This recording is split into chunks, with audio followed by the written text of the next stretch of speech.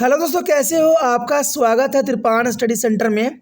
आज जो हम करने जा रहे हैं BA second year semester third, Punjab का इतिहास और संस्कृति।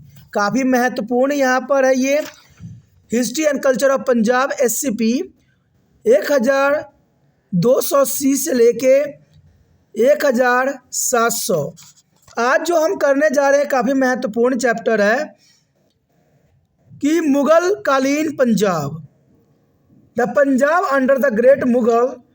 काफ़ी महत्वपूर्ण है, इसमें हम विस्तार पर चर्चा करेंगे और हर एक पहलू पर जो है प्रकाश डालने की कोशिश करेंगे। लेकिन आपको पता है, चैप्टर स्टार्ट करने से पहले एक बात जो मैं हमेशा कहता हूँ, जिसको आपको सोचना भी चाहिए, विचार भी करना चाहिए और इवन अमल भी करना चाहिए, वो ये है कि जब भी वीडियो देखिए पूरा देखिए, क्योंकि अधूरा जानकारी सदैव खतरनाक होता है। साथ में एक इंपॉर्टेंट बात ये भी रहता है, अगर आप पहली बार वीडियो देख रहे हो तो लाइक शेयर सब्सक्राइब करना मत भूलना, क्योंकि दोस्तों लाइक कीजिएगा तो बनाने वाले का मनोबल बढ़ता है, सब्सक्राइब कीजिएगा तो इससे ये होता है कि जब भी मैं कोई वीडियो डालूंगा उसका नोटिफिकेशन आपको समय रहते मिल जाएगा। और देखिए, शेयर का मतलब ये होता है कि आपके थ्रू न जाने किन बच्चों को हेल्प मिल जाए, ये आप भी नहीं जानोगे, इसलिए जो है आप शेयर जरूर करो, ठीक है। व्हाट्सएप स्टेटस पे भी लगाओ। दोस्तों एनएसएस सेंटर जो कई मानने में बहुत से बच्चों के लिए हेल्पफुल है, चाहे वो 8th क्लास हो, 9th 10th 11th 12th हो, चाहे वो NIOS बोर्ड के बच्चे हों, ठीक है, चाहे BA MA के बच्चे हो, सभी क्लासों के लिए कुछ ना कुछ जो है त्रिपाण सेंटर में उपलब्ध है। तो इसलिए आपके लिए ज़रूरी है कि आप सब्सक्राइब करके इसको चैनल को जो है सेव कर लो, नहीं तो बाद में अगर रिसर्च करोगे तो शायद आपको ये चैनल प्राप्त ना हो। तो इसलिए सोचना नहीं, विचार नहीं करना है, सब्सक्राइब करके जो है अपने पास सेव करना है। दोस्तों ये तो बात था आपके लिए, लेकिन अब देखते हैं हमारा आज टॉपिक क्या है। यहाँ पर जो हम कर रहे हैं मुगलों के अधीन पंजाब की धार्मिक स्थिति, यानी देखा जाए तो मुगल के समय काल में पंजाब में धार्मिक जीवन किस प्रकार की थी, तो ये काफ़ी महत्वपूर्ण रहेगा। तो धार्मिक जीवन के अंतर्गत हम देखें तो मुगल काल में भारतीय समाज का वर्गीकरण धर्म के आधार पर था। मुगल काल में भारतीय समाज का वर्गीकरण धर्म के आधार पर था और पंजाब के लोकप्रिय धर्म हिंदुत्व, इस्लाम और सिख धर्म थे। यानी देखा जाए तो इस समय सिर्फ 3 महत्वपूर्ण लोकप्रिय धर्म थी, हिंदू, इस्लाम और सिख। इसके अलावा जो धर्म थी वो बौद्ध धर्म भी थी, जैन धर्म, ईसाई धर्म में प्रचलित थी। तो देखा जाए तो उस समय काल में मुगल कालीन में 6 प्रकार के धर्मों जो है उस समय चर्चा में थी। हिंदू धर्म सबसे अधिक लोकप्रिय था तथा इसके अधिकतम समर्थक थे और हिंदुओं का मुख्य धार्मिक ग्रंथ वेद, उपनिषद, पुराण, स्मृतियाँ तथा 2 महाकाव्य महाभारत और रामायण थे। तो समझ सकते हो कि उस समय धार्मिक जीवन हिंदुओं के अंतर्गत चलती थी। हिंदुओं की ओर से इन पवित्र लेखों का बहुत ही सम्मान किया जाता था और समाज के सभी वर्गों में ब्राह्मणों को उच्च स्थान प्राप्त था। तो देखा जाए तो पंजाब में मुगल काल के समय धार्मिक जीवन में कहते हैं हिंदुत्व का जो है महत्व अधिक थी। यदि आगे बात करें तो 16वीं शताब्दी में मुख्य हिंदू संप्रदाय, ये काफ़ी महत्वपूर्ण है कि 16वीं शताब्दी में मुख्य हिंदू संप्रदाय, मुगल काल में अधिकतर पंजाब के लोग अलग अलग संप्रदाय से संबंध रखते थे। मुगल काल में अधिकतर पंजाब के लोग अलग अलग संप्रदाय से संबंध रखते थे और इसमें अलग अलग देवी देवताओं की पूजा अर्चना करते थे। तो जर्नल सी बात यहाँ पर है कि वो अलग अलग संप्रदाय के होते थे, तो अलग अलग देवी देवताएं भी उनके लिए थी और उनको पूजा अर्चना करने का भी उनका अपना एक अलग तरीका होता था। पंजाब के प्रमुख संप्रदाय वैश्यवाद, शिववाद तथा शक्तिवाद थे। वैश्यवाद, शिववाद और शक्तिवाद पंजाब के 3 प्रमुख जो थे प्रमुख संप्रदाय थे और उनके अनुयायी उनके अनेक तरह से पूजा करते थे। जैसे वैष्णवी का अनुयायी श्री राम की पूजा करते थे, जबकि शिववाद के जो अनुयायी भगवान शिव की व शक्ति के अनुयायी शक्ति के रूप में विभिन्न रूपों में दुर्गा, भवानी, काली, लक्ष्मी, गौरी और सरस्वती की पूजा करते थे।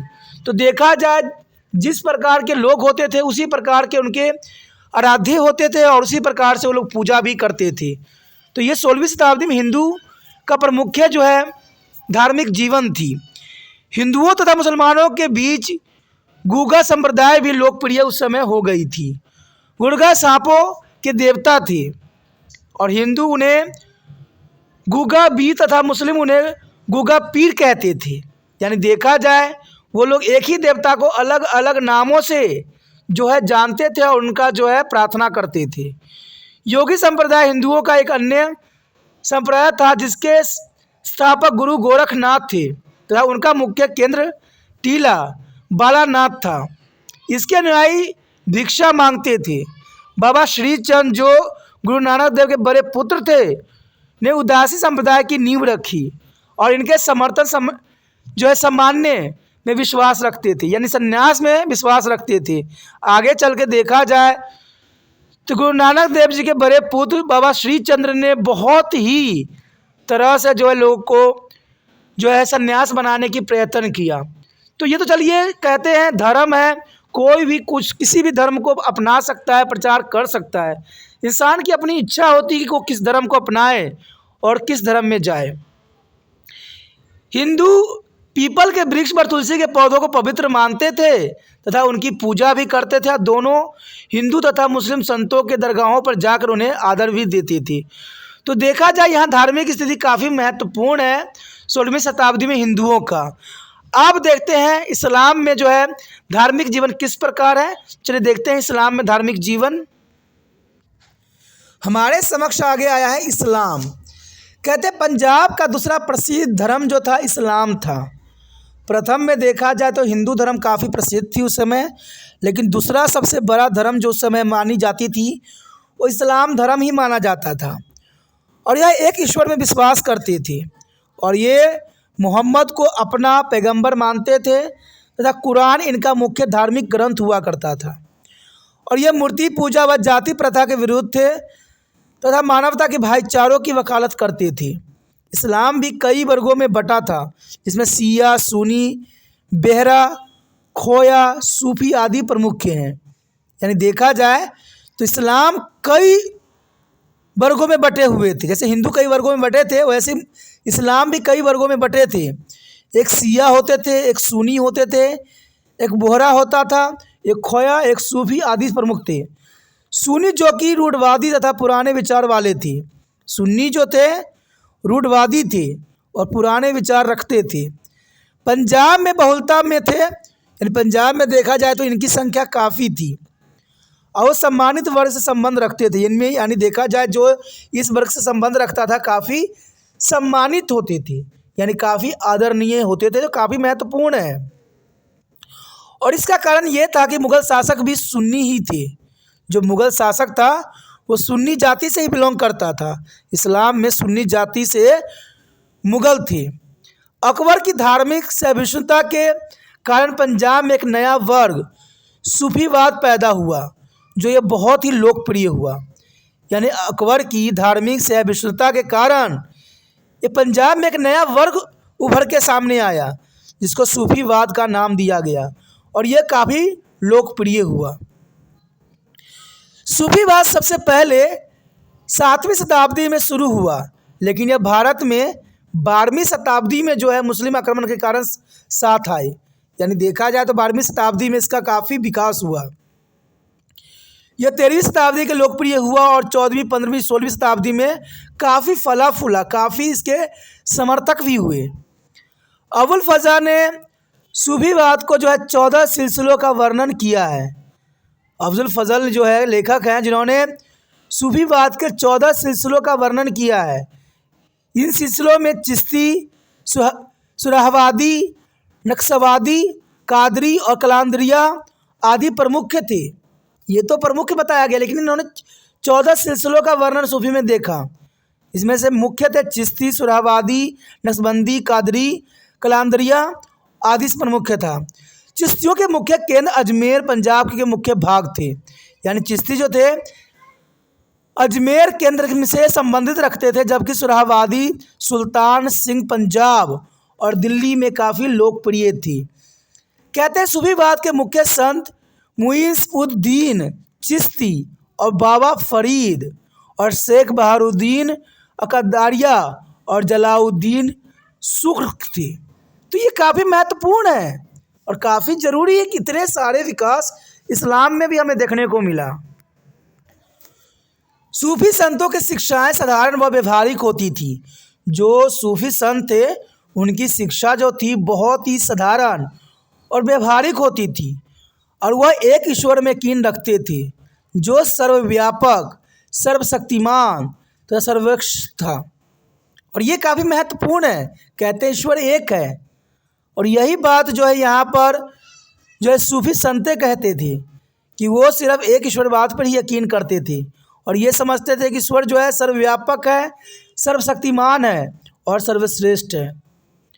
उनका अपने धार्मिक गुरु, साधारण पवित्र जीवन और मानवता के भाईचारों में पूरा विश्वास था। यानी उनके जो गुरु होते थे साधारण पवित्र जीवन और मानवता के मानव भाईचारों की तरफ जो है आकर्षित होते थे और वह व्यर्थ रीति रिवाजों व जाति प्रथा में विश्वास न रखते हुए भक्ति संत जो है संगीत से पूजा करते थे। यानी भक्ति में काफ़ी लीन रहते थे और ये इनकी काफ़ी महत्वपूर्ण गुण है। देखा जाए तो सूफी संतों ने भारत के लोगों के सामाजिक और धार्मिक जीवन को बहुत काफ़ी प्रभावित किया और ये प्रभाव हमें देखने को भी मिलता है। इवन देखें तो सूफी संतों की सात्विक जीवन शैली और सत्यवादी शिक्षाओं ने दिल्ली के अनेक शासकों को उदारवादी नीति अपनाने के लिए प्रेरित किया, क्योंकि इनका विचारधारा काफ़ी सत्यवादी थी और इनका जीवन जो है काफ़ी सात्विक थी। उन्होंने समाज में धार्मिक सहिष्णुता, एकता का संचार किया। यानी देखा जाए तो ये काफ़ी महत्वपूर्ण बात है कि उन्होंने समाज में धार्मिक एकता का जो है इन्होंने संचार किया। अकबर पर इसका काफ़ी गहरा प्रभाव पड़ा। अकबर भी देखा जाए तो बहुत ही गुरुओं के प्रति आदर सम्मान रखता था और ये सब प्रभाव जो है आप सूफी संतों का ही था, जिसे वह सब धर्मों का आदर करने लगा। अकबर जो था सभी धर्मों का आदर सम्मान करता था और यही बात हर एक शासक में होना चाहिए, क्योंकि शासक किसी एक का नहीं होता है या किसी एक धर्म का नहीं होता है। वो शासक होता है तो उसके लिए कोई धर्म नहीं होती। सभी धर्मों का आदर सम्मान करना एक शासक का प्रथम कर्तव्य है। इसे हिंदुओं और मुसलमानों के बीच कड़वाहट का अंत हुआ तथा इसमें भाईचारे और मैत्रीपूर्ण भाव आए, क्योंकि सब अकबर का ही महानता था जो, और देखा जाए तो सूफी संतों का ही विचारधारा था जिसके कारण अकबर को इतना बदलाव कर दिया और उसने सभी धर्मों को जो है विशेष महत्व दी और सभी धर्मों का आदर किया, जिसके कारण इसे समय काल में सभी भाईचारों से जीवन व्यतीत करते थे, मैत्रीपूर्ण भाव थे और ये एक समाज की प्रगति के लिए काफ़ी महत्वपूर्ण होता है। उसके पश्चात हमारे समक्ष आता है दीन ए इलाही। दीन ए इलाही काफ़ी महत्वपूर्ण है। कहते हैं सन 1582 में अकबर ने एक नए धर्म दीन ए इलाही की नींव रखी। ये अकबर द्वारा 1582 में रखी गई थी। धर्म का नाम था दीन ए इलाही। इस धर्म में सभी धर्मों के अच्छाइयों जैसे हिंदू, इस्लाम, फारसी, ईसाई धर्म को मिलाया गया था। अंत इस धर्म के मिलाकर बने राष्ट्रीय धर्म का नाम दिया जा सकता है कि उस समय ये राष्ट्रीय धर्म थी और यह एक ऐसी सामाजिक व धार्मिक व्यवस्था थी जिसने सभी संप्रदाय को जोड़ने का काम किया था और ये एक ईश्वरवाद में यकीन कर रखते थे और इनके अनुयायियों की संख्या शायद कुछ हजार ही थी। कहते कुछ प्रमुख दरबारियों जैसे राजा बीरबल, शेख मुबारक और उसके बेटे फौजी और अबुल फजल ने इसे अपनाया, लेकिन अकबर ने कभी किसी को यह धर्म अपनाने के लिए मजबूर नहीं किया।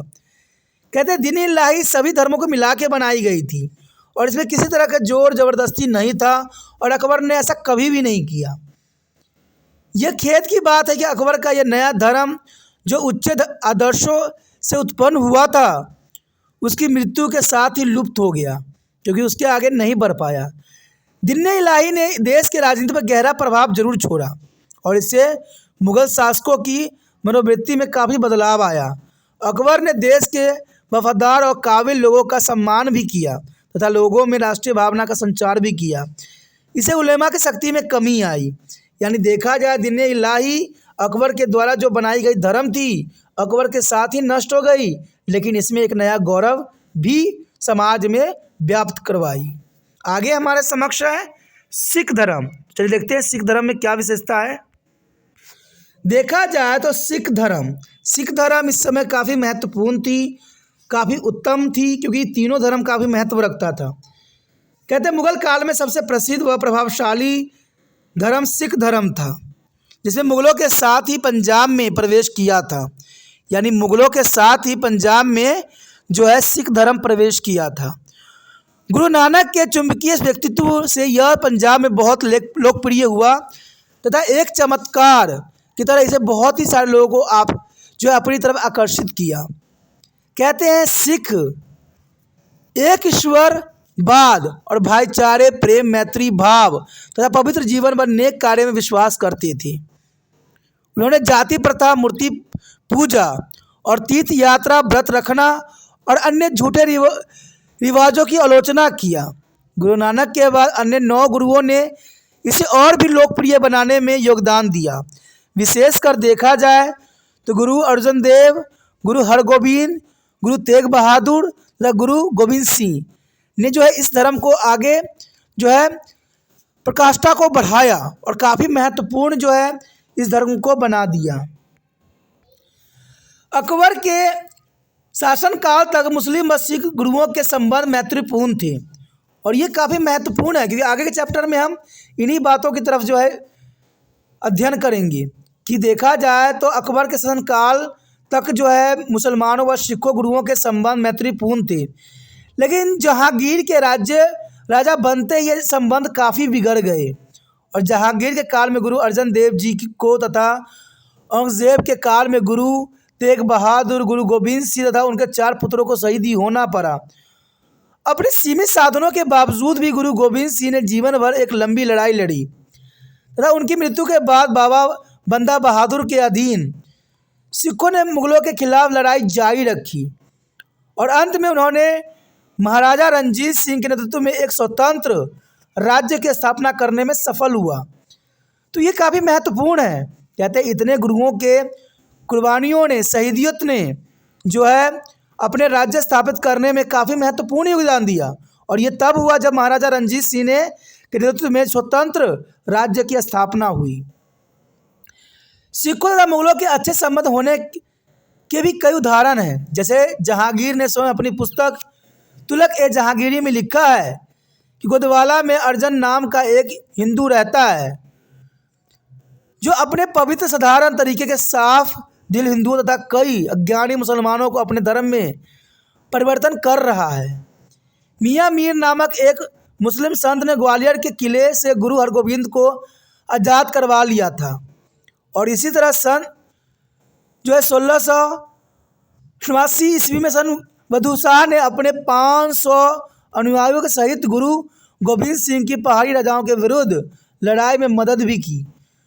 तो देखा जाए यहाँ पर सिख धर्म और मुगलों में जहाँ अकबर के समय अच्छे संबंध थे, वहीं पर देखा जाए तो जहांगीर के समय काल से लेकर औरंगजेब तक ये संबंध बिगड़ते ही चले गए, और अंत में देखा जाए तो महाराजा रणजीत सिंह ने एक स्वतंत्र राज्य की स्थापना करके जो है सिख धर्म को और भी उत्तम बना दिया। तो ये काफ़ी महत्वपूर्ण है एग्ज़ाम व्यू से। अगर आपको समझ में आया, अच्छा लगा, ठीक है। अगर आप और भी वीडियो चाहते हो तो जर्नल सी बात है दोस्तों, त्रिपान स्टडी सेंटर को और आगे बढ़ाइए। जितना त्रिपान स्टडी सेंटर आगे बढ़ेगा आपके लिए उतना ही वीडियो यहाँ उपलब्ध होगा। कहते हैं जब तक आप कोशिश नहीं कीजिएगा तब तक कुछ भी होने वाला नहीं है, क्योंकि कहते हैं एक हाथ ताली नहीं बजता है। आप त्रिपान स्टडी सेंटर की मदद कीजिए और आपका मदद त्रिपान स्टडी सेंटर करेगा। तो कहते हैं यहाँ पर विचारों का, ठीक है, सोचों का आदान प्रदान होगा, तो इससे जो है आपका भी फायदा होगा और त्रिपान स्टडी सेंटर का भी होगा। और हम दोनों का मकसद एक ही है कि हमारा देश उत्तम कोटि का बने, हर लोग जो है भाईचारों के साथ जीवन व्यतीत करें, और इसके लिए सही ज्ञान होना जरूरी है। कहते हैं एग्ज़ाम में लोग अच्छे अंक प्राप्त कर लेते हैं, लेकिन उनको समझ भी उत्तम कोटि की होनी चाहिए, और उत्तम कोटि का तब होगा जब आप इतिहास के बारे में जानोगे, समझोगे और उसको एनालाइज करोगे। इसलिए दोस्तों जितना हो सके शेयर की भावना रखिए, क्योंकि शेयर कीजिएगा तभी दूसरे बच्चों का केयर भी होगा, और ये ज़रूरी है। और शेयर करने के लिए कुछ नहीं करना है, यूट्यूब से लिंक को कॉपी करना है और व्हाट्सएप एड्रेस पर लगा देना है। पहली बार मेरे चैनल पे आए हो, पहली बार वीडियो देख रहे हो और समझ में आ रहा है, अच्छा लग रहा है और चाहते हो आने वाले समय में और वीडियो प्राप्त हो, तो जनरल सी बात है दोस्तों, चैनल को सब्सक्राइब कर लीजिए। सब्सक्राइब कीजिएगा तभी आपको वीडियो का नोटिफिकेशन मिलेगा और उस वीडियो से आप जो है अनभिज्ञ नहीं रह पाइएगा। तो जनरल सी बात है, यहाँ पर आपको पता ही होगा कि त्रिपाण स्टैंडर्ड 8 से लेकर MA तक के बच्चों के लिए काफ़ी महत्वपूर्ण चैनल है और यहाँ पर आपके लिए बहुत कुछ है। तो सोचिए नहीं, विचार न कीजिए, जो रेड बटन सब्सक्राइब का दिख रहा है उसको दबाइए और त्रिपाण स्टडी सेंटर के साथ जुड़ जाइए।